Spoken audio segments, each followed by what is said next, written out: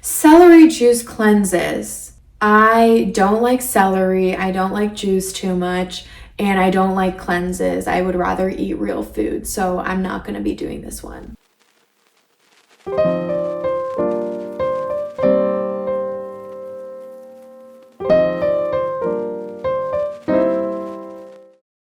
Did you know that you don't need an Oura ring, a Notion template, or a 5 a.m. workout routine to succeed in life?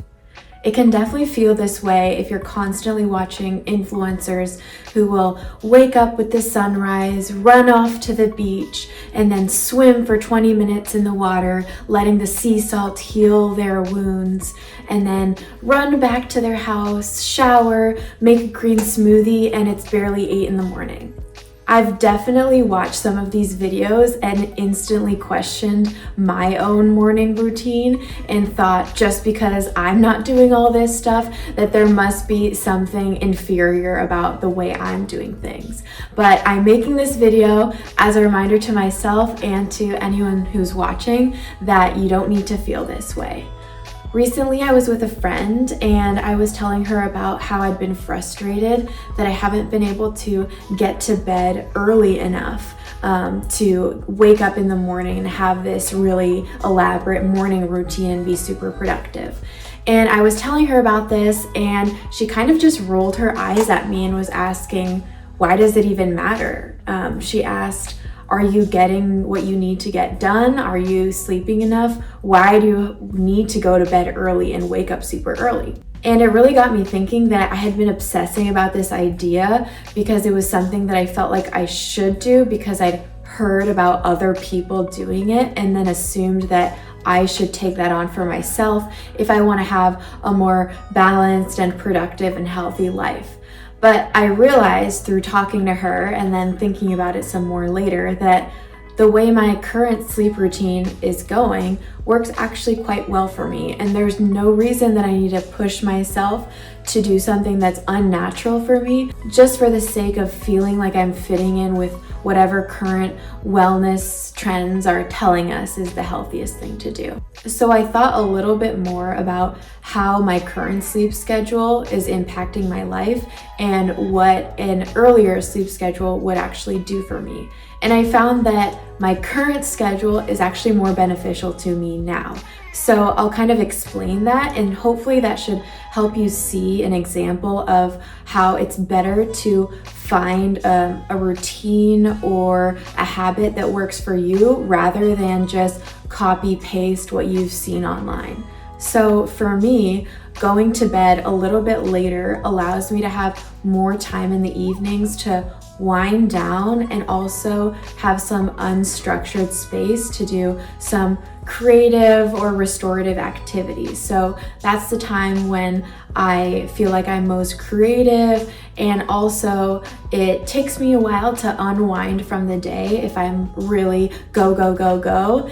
And so it's really helpful for me to have a little bit of extra time just to myself in the evenings rather than force myself to just get in bed and go to sleep by 9 p.m. Another thing is that I find that my workouts are the most satisfying and the best when they're in the afternoon/evening time. So I've done a couple morning workouts and they have been fun, but ultimately I feel like my body is definitely at its strongest in the afternoon. And also I like to take dance classes, and those are often strictly always available in the afternoon or evening. So I would rather have a consistent schedule where I'm working out around the same time of day rather than push myself to do these really early morning workouts. And then the few days when I have dance classes that I want to go to feel like that schedule is being thrown off, or like I'm less inclined to take those dance classes because I've already had to do my workout in the morning. Also, if there are days when I'm going to be going to bed a little bit later due to social engagements, any academic requirements, or anything that comes up really, I don't want to be forcing myself to wake up at 5 in the morning just for the sake of it. I would rather be getting a full night's sleep instead of just waking up early Also, in the mornings, I don't want to wake up and go off to a workout and spend the first few hours of my day that way. I like to wake up and have some breakfast and start my studies or whatever work for the day. It works better for me to start my day doing that rather than going out and doing a workout. I would rather get everything I need to get done during the day and then have that workout or dance class or social engagement be at the end of the day as kind of a reward that feels more relaxing and enjoyable, and then have a little bit of free time, downtime to wind down and then go to sleep.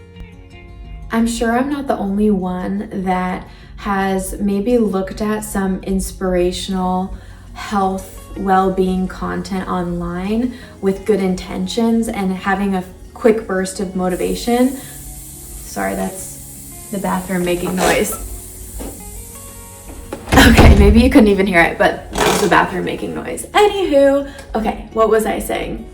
I'm sure I'm not the only one who looks on social media to find inspirational or educational information about health and well-being and gets this like immediate spring of motivation and energy, but then that's quickly followed by this like obsession with optimization and perfection, and then ultimately failing to live up to that, and then kind of beating yourself up for the fact that you didn't follow this specific guideline or idea, and that therefore you must not actually be concerned about your health and not be doing something that's good for you. So I've been in this situation many times, and I think with this past example of my sleep schedule really made me think about what are other things that I hear that work well for other people but maybe don't necessarily apply to my life as well. I used to go to this chiropractor with my dad, who was really great, and she was really sweet, really knowledgeable about what she was doing, and she would always talk about our ancestors. Well, our ancestors didn't have these stiff shoes. They just walked barefoot through the forest and all this stuff. Our ancestors didn't sit all day long, and our ancestors didn't eat all this processed food. Our ancestors weren't on technology, blah, blah, blah, blah, blah, blah. Like basically, if you're not living like our ancestors, then you're screwing up your longevity and you are not connected with nature and how humans are supposed to be. I used to really take her advice to heart, and I definitely think there's some wisdom there, but it's also really important to realize that our ancestors had life expectancies of 20 to 40 years. Babies were dying left and right. If you were a caveman, you were trying not to die. You spent your days hunting for food or hiding in a cave, trying not to get hyperthermia. Is it hyperthermia? Hypothermia. Hypothermia is the cold one. Trying not to get hypothermia. What else? Getting constantly sick. There were so many illnesses because there was no modern medicine. People were having diarrhea all the time. So just think about that when someone is talking about how cavemen were so much healthier and we should be more like them.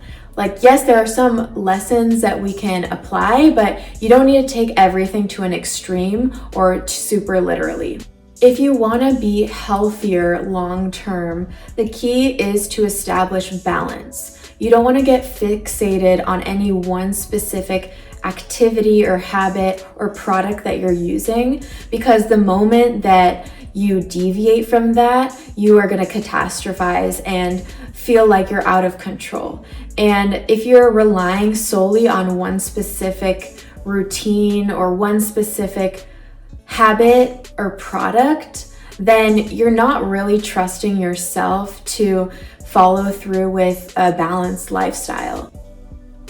If you're fixating solely on one specific habit or product or aspect of your routine that you live by, think about what's gonna happen if that doesn't go well one day. You're attributing all of your success or all of your well-being to one specific thing that's not really in your control.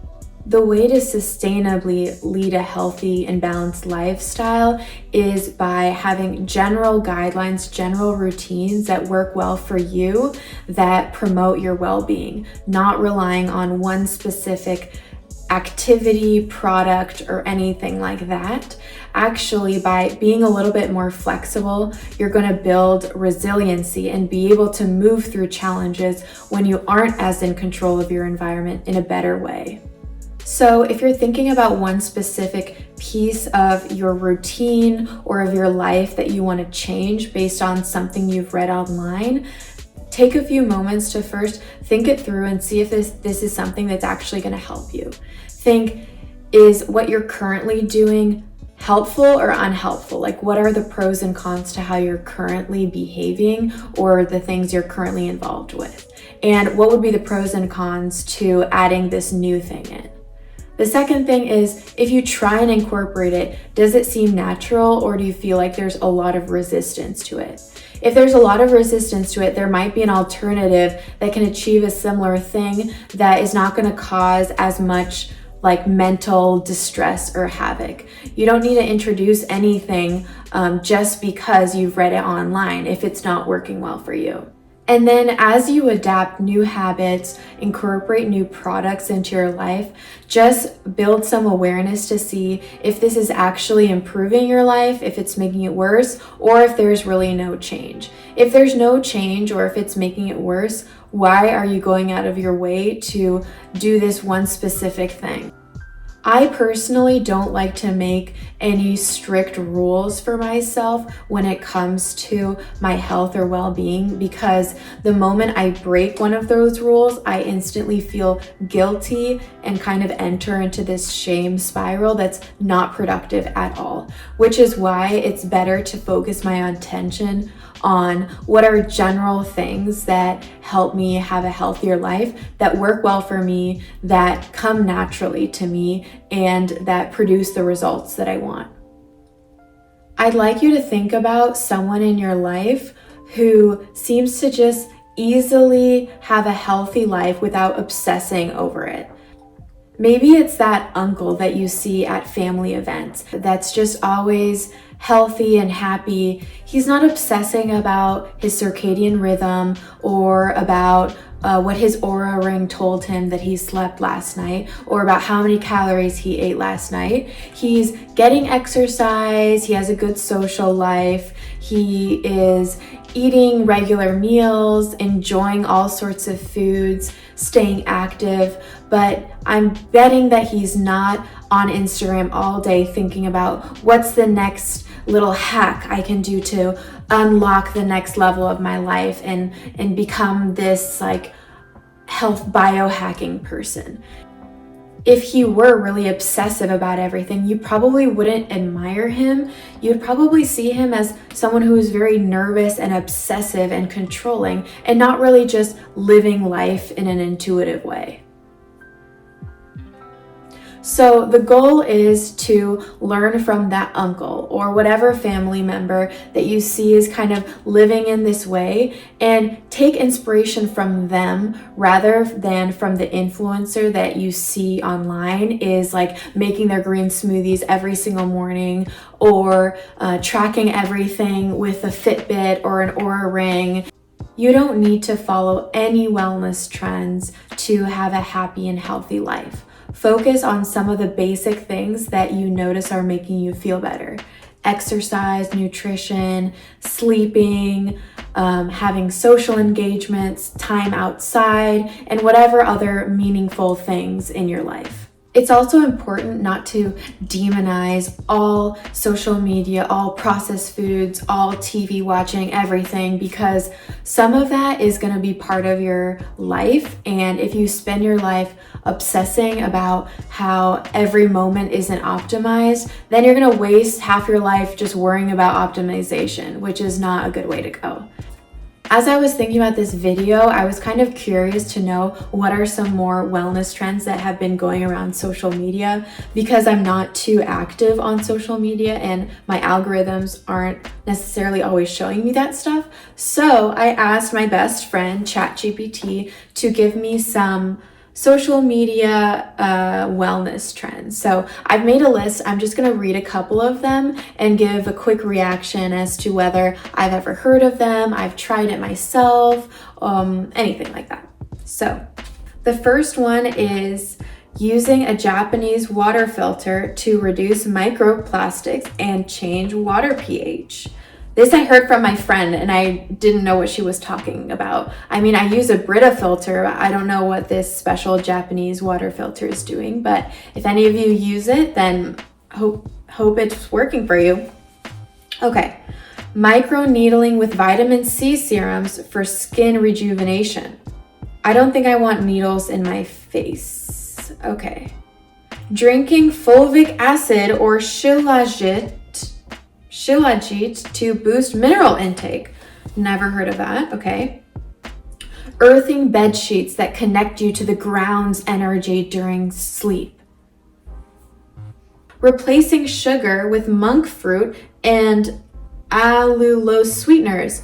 Wow, I never thought of just not having sugar and instead having fruit. That's such a great idea. Moon water rituals. Charging water under moonlight for energy. This is a really great hack if you want to be a mermaid like the girls in H2O. So I definitely recommend this if you want to go for that. Functional mushrooms like lion's mane and reishi.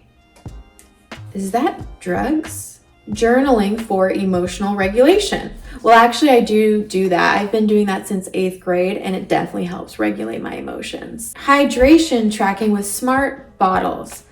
I just use regular water bottles, and I stay pretty hydrated, so. Morning sunlight exposure for circadian rhythm alignment. I have heard so much about that. So what do I do if I'm in Michigan in the winter and the sun doesn't come out until 9 and I'm up at 7? I don't know how to do the sunlight circadian rhythm thing then. Celery juice cleanses. I don't like celery, I don't like juice too much, and I don't like cleanses. I would rather eat real food, so I'm not going to be doing this one. Cacao ceremonies. Ceremonial gatherings using cacao for emotional and heart-opening benefits. Does this just mean eating chocolate? I don't know. Infrared yoga classes. Yoga practice in infrared heat to deepen relaxation and detox. Actually, I've done this a couple times, the hot Pilates or hot yoga, and I felt super lightheaded. And like whenever we would go from sitting to standing or like forward fold to like standing up suddenly, I got so lightheaded, and I really will not be doing this again because that was not a good experience.